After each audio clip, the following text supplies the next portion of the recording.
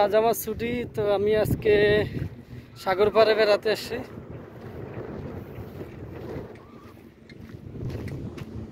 দেখতে পাচ্ছেন আমার পিছিয়ে, ওইটা হলো আরব সাগর দেখা যাচ্ছে। এটা হলো সে আরব সাগর।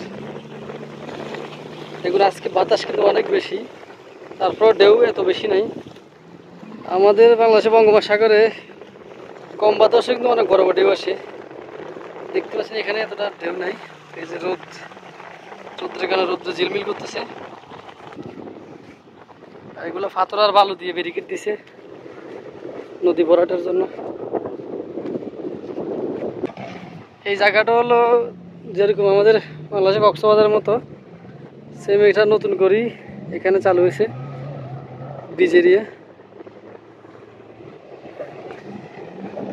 এখানে পর্যটন আসে ঘুরতে বলি। দেখতে পাচ্ছেন মোটর সাইকেলের মতো স্পিরিট বোট। এগুলো হচ্ছে ডিঙ্গি নৌকা, এগুলো সম্ভবত ঘন্টা হিসেবে ভাড়া দেওয়া হয়। এগুলো এক একজনে নিয়ে সমুদ্র দিয়ে ভাসি থাকে।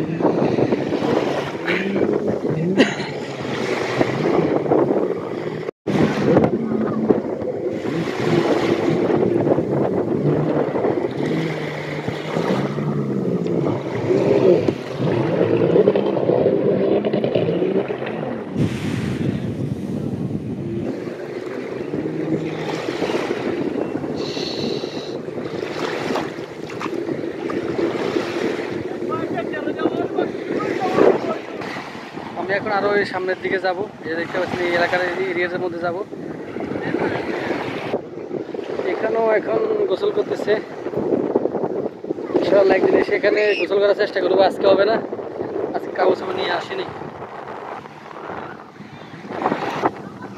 আফসোস একটা, বাংলাদেশে এত একটা সৌন্দর্য কক্সবাজার সমুদ্র সৈকত কখনো বেড়াতে যেতে পারিনি ওখানে। আফসোস, এখন বাইরের দেশে টাকা ইনকাম করতে এসে এখানে ফ্রিতে সমুদ্র দেখা যাচ্ছে, কোনো টাকা ওয়েস্ট ছাড়াই, টাকা খরচ হচ্ছে না। হেঁটে হেঁটে চলে এসেছি আমি।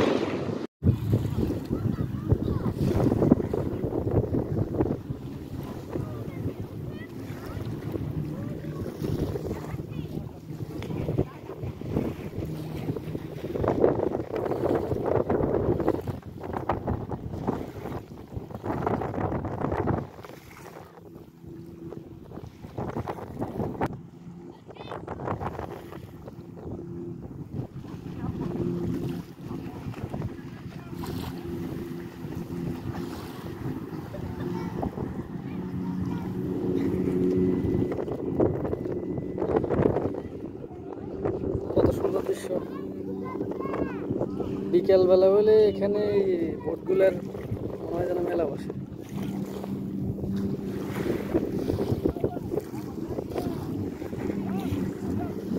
আমি পুরো ভিজে গেলাম পানিতে। অফিস থেকে গেলো দেশে, কখনো সমুদ্র সৈকত দেখার জন্য যেতে পেলাম না। আর এখানে এখন বিদেশে আসে একটু ফ্রিতে হেঁটে চলে এসেছি আমি সমুদ্র দেখার জন্য। সাগরের বিশালতা একটু দেখেন, সামনে শুধু কুয়াশার কুয়াশা, কিছুই নেই।